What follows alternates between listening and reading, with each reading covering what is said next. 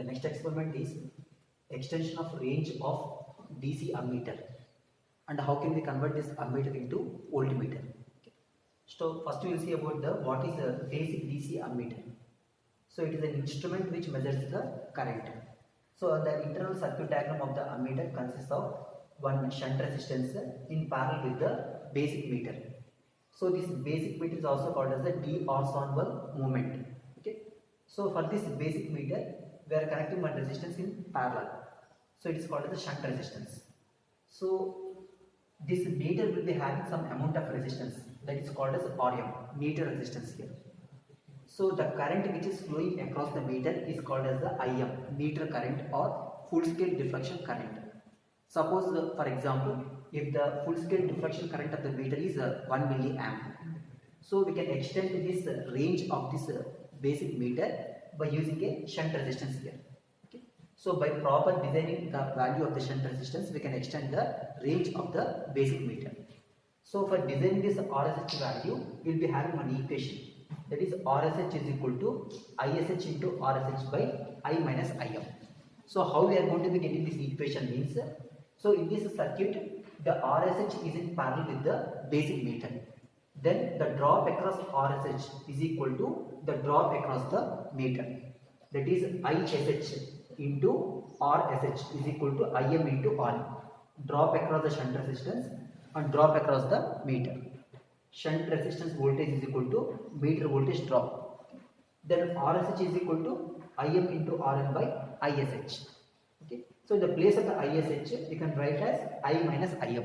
So because I is the total current in the circuit, it is divided into two parts, ISH, IM. So then ISH is equal to I minus IM.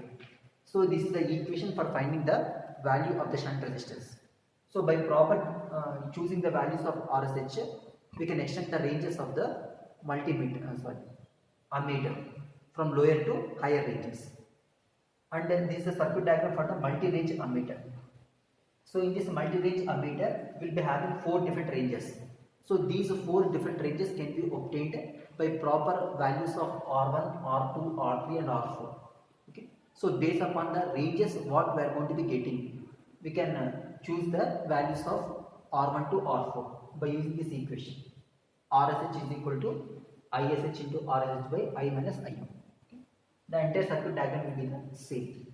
So here in this multi-range ammeter, we will be using one switch that is called as the make before break type switch. Make before break type switch. So in this switch, the specialty of the switch is it is making the connection before breaking. Suppose if the switch is at the first position, if it is changing from first position to second position, it is making the connection and then breaking the connection of first connection. Okay. Suppose if you use the normal switch here, suppose if it is changing the position from position 1 to position 2, so in between there is no connection of the shunt resistance to the basic meter. Then there is a problem of damaging of the basic meter here if you use the normal switches. Okay. So in order to overcome the damage of the basic meter, we are going to be using the make before break type switch here. Suppose if it is connecting from connection 1 to connection 2, first of all it is making the connection with position 2 and then it is breaking the connection with the position 1. So by using this switch, we can protect the basic meter from higher currents here. Okay. So this is the brief theory concepts about the basic range extension of DC ammeter. So this is the practical way of extending the range of the ammeter. The components required for this experiment are a breadboard, a shunt resistance, a meter resistance, connecting wires and RPS, regulator power supply, and a meter. So we are going to be extending the range of this meter by choosing the proper values of RSH. Okay. So the formula for finding the value of RSH is equal to IM into RM by I minus IM. RSH is equal to IM into RM by I minus IM. So IM is called as the meter current, RM is the meter resistance. So here we are choosing the meter resistance as 150 ohms and I indicates the total current. So total current means it is the sum of the meter current and the shunt current. So here we are going to be exciting this circuit diagram by using the power supply of 3 volts here. So this 3 volts is given to this circuit. Okay. So here due to this RSH, it is going to be bypassing the sum of the current as it is going from the meter. So this shunt resistance is going to be acting like a bypassing resistor, which is going to be protecting the meter from high currents. Okay.